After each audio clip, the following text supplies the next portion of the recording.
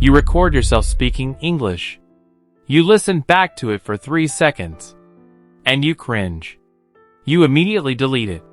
You hate the sound of your own voice in English. Why?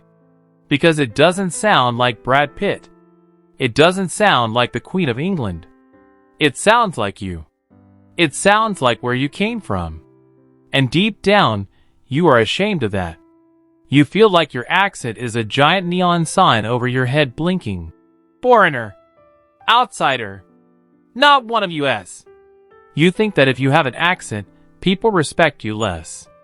They think you're less intelligent. So you have this obsessive goal. I want to lose my accent. I want to sound 100% native. You spend hundreds of dollars on accent reduction courses. You spend hours twisting your tongue trying to make a perfect American R sound.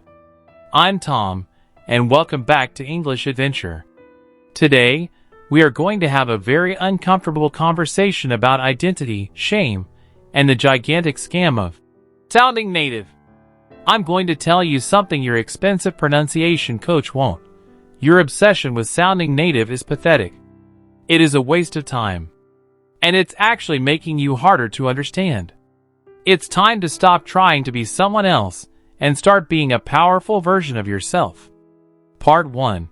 The diagnosis that native speaker fantasy. Let's dismantle this fantasy you have.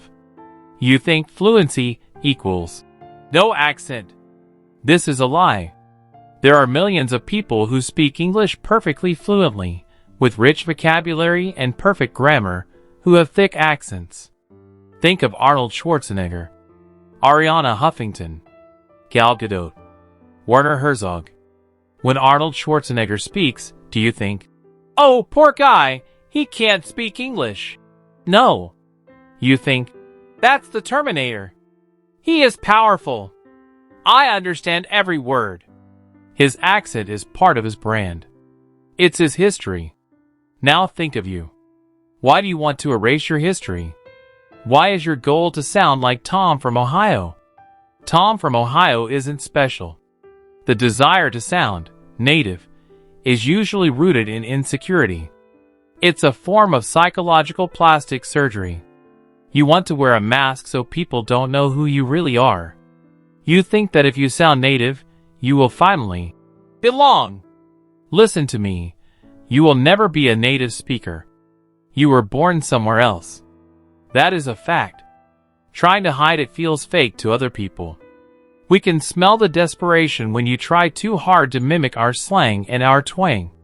It's like seeing someone wearing a cheap toupee. It's worse than just being bald. Own who you are. Part 2. The real problem: clarity versus accent.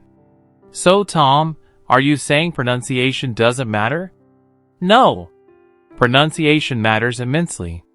But accent and pronunciation are not the same thing. Accent is the flavor of your speech. It's the music of your native language applied to English. Pronunciation is the mechanics of clarity. Can I distinguish the sounds you are making? Having a French or Japanese flavor to your English is sexy. It's interesting. It shows you are educated enough to speak 2 languages. Having mumbled, garbled pronunciation that makes me say, "What?" 5 times in a conversation is not sexy. It's annoying. Your goal shouldn't be to lose your accent. Your goal should be 100% clarity. You want to speak international English.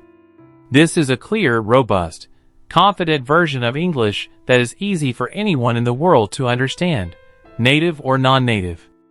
The problem right now isn't that you sound foreign. The problem is that you are mumbling because you are insecure. You are swallowing your sounds because you are afraid of making a mistake. Your shame is causing bad pronunciation. Part 3. The mindset shift: the musician analogy. How do we fix this? You need to stop acting like a spy trying to blend in and start acting like a musician trying to play clearly. Imagine your voice is a guitar. Right now, your guitar is out of tune and the strings are muddy. A native speaker's guitar is perfectly tuned to the American or British key. You are trying to smash your guitar and buy a new American one. You can't. You have the guitar you were born with. Your job is to tune your guitar so perfectly that the notes are crystal clear. A master guitarist from Spain sounds different than a master guitarist from Texas. But they are both masters because every note is intentional and clear. You need to tune your instrument. You need to move from mumbled and ashamed to accented and articulate. Part 4. Tactical fix number 1: the music, stress, and rhythm. Okay, Tom. How do I tune the guitar? Most learners obsess over individual sounds. I can't say the TH sound. My R and L are mixed up. Forget the sounds for a minute. The biggest reason you are hard to understand is not your vowels or consonants. It's your rhythm. Every language has a different music. Spanish or Japanese are like machine guns. Tat tat tat tat tat. Every syllable is equal length. Syllable timed. English is like jazz. Dieta to dieta. Some syllables are long and loud. Others are short and fast. Stress timed. When you apply your native, machine gun, rhythm to English, you sound robotic and exhausting to listen to. We can't tell which words are important. If you say, I want to go to the store today, all equals stress. It sounds horrible. It should be, I went to the store today. You need to master sentence stress. The protocol. Find a transcript of a short speech. TED Talks are good. Take a highlighter. Mark only the content words, nouns, main verbs, adjectives, adverbs. These are the important information. Read the speech out loud. You must shout the highlighted words and whisper/rush the non-highlighted words. Exaggerate it wildly. You will feel ridiculous. Good. You are retraining your brain to hear the jazz music of English. If you get the rhythm right, you can get a lot of the individual sounds wrong, and we will still understand you. Part 5. Tactical fix number 2: the death list, targeted sounds. Now let's look at individual sounds.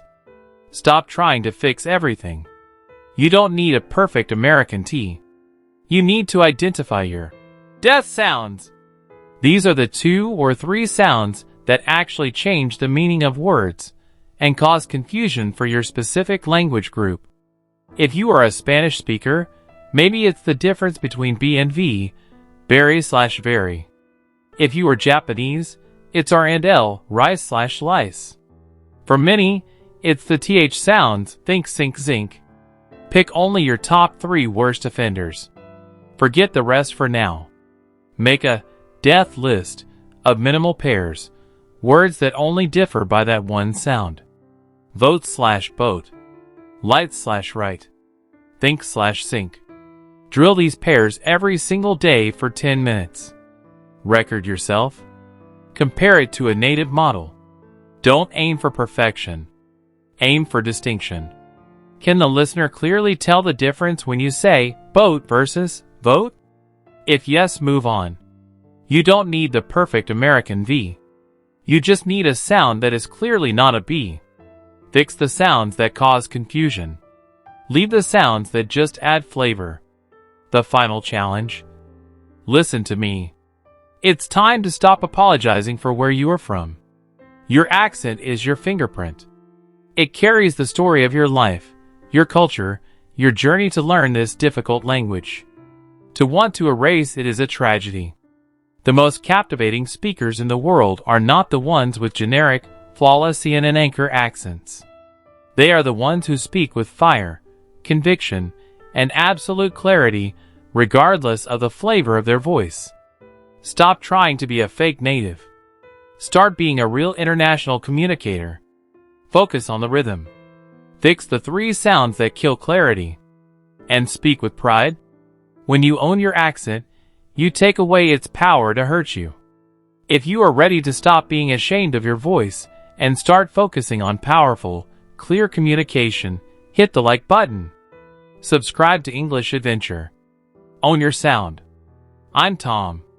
Speak clearly.